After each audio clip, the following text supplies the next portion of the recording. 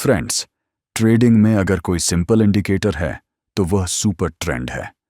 लेकिन 90% ट्रेडर्स को यह नहीं पता होता कि सुपर ट्रेंड को सही तरीके से कैसे यूज करना है।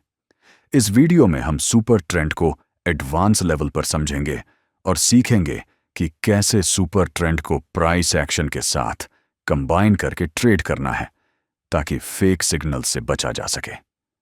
सबसे पहले समझते हैं कि सुपर ट्रेंड होता क्या है। जब आप ट्रेडिंग व्यू पर सुपर ट्रेंड सर्च करके अप्लाई करते हो तो चार्ट पर दो लाइंस दिखती हैं, ग्रीन लाइन और रेड लाइन। ग्रीन लाइन को हम लोअर लाइन कहते हैं और रेड लाइन को अपर लाइन।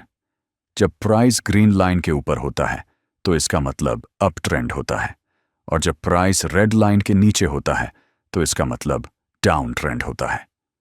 बेसिक स्ट्रैटेजी ये कहती है कि जब रेड लाइन ग्रीन में कन्वर्ट हो जाए तो डाउन ट्रेंड खत्म होकर अप ट्रेंड शुरू होता है, यानी बाय सिग्नल, और जब ग्रीन लाइन रेड में कन्वर्ट हो जाए तो अप ट्रेंड खत्म होकर डाउन ट्रेंड शुरू होता है, यानी सेल सिग्नल।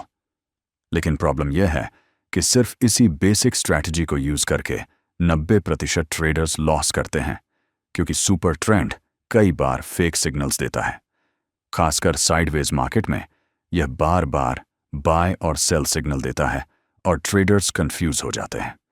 इसका दूसरा रीजन यह है कि लोग सुपर ट्रेंड को अकेले यूज करते हैं, बिना प्राइस एक्शन के। स्मार्ट ट्रेडर्स हमेशा इंडिकेटर को प्राइस एक्शन के साथ कंबाइन करके यूज करते हैं। अब समझते हैं सही अप्रोच। मान लो मार्केट प्राइस एक्शन के हिसाब से लोअर लो और लोअर हाई बना रहा है, यानी क्लियर डाउन ट्रेंड है।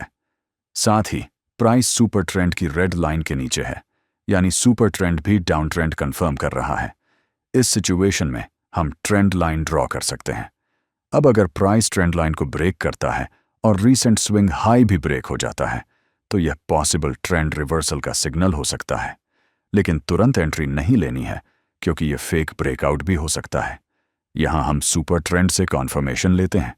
अगर सुपर ट्रेंड भी रेड से ग्रीन में कन्वर्ट हो जाता है तो इसका मतलब दोनों प्राइस एक्शन और इंडिकेटर सेम डायरेक्शन दिखा रहे हैं। फिर भी हमें एंट्री लेने से पहले रिटेस्ट का वेट करना चाहिए।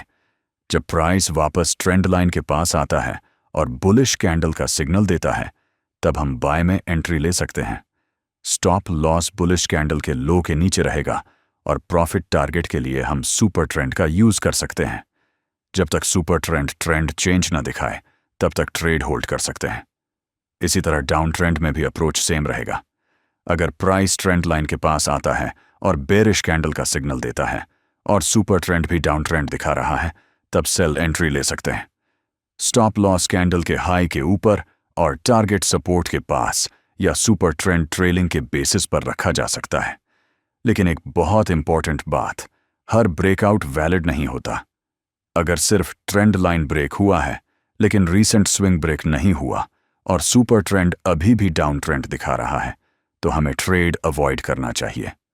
लाइव मार्केट में कई बार ऐसा भी होगा कि प्राइस एक्शन और सुपर ट्रेंड दोनों अलग अलग सिग्नल्स देंगे। जैसे प्राइस एक्शन हायर हाई और हायर लो बना रहा है, यानी अप ट्रेंड है, लेकिन सुपर ट्रेंड बार बार बाय और सेल सिग्नल दे रहा है।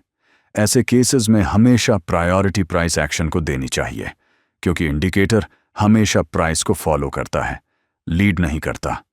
कई बार ऐसा भी होगा कि सारे कन्फर्मेशंस होने के बाद भी ट्रेड गलत हो जाए और स्टॉप लॉस हिट हो जाए। ये कंप्लीटली नॉर्मल है, क्योंकि ट्रेडिंग में 100% एक्यूरेसी नहीं होती। इंपॉर्टेंट ये है कि आप सही प्रोसेस फॉलो कर रहे हो। तो ओवरऑल सुपर ट्रेंड एक पावरफुल इंडिकेटर है, लेकिन तभी जब आप इसे प्राइस एक्शन के साथ कंबाइन करके यूज करते हो। सिर्फ इंडिकेटर के सिग्नल्स पर ब्लाइंडली ट्रेड करना आपको लॉस में ले जा सकता है। फ्रेंड्स, अगर आपको यह कॉन्सेप्ट वैल्यूएबल लगा तो कमेंट में सुपर ट्रेड मास्टरी जरूर लिखो, ताकि हमें पता चले कि आप सीरियस हो ट्रेडिंग को लेकर।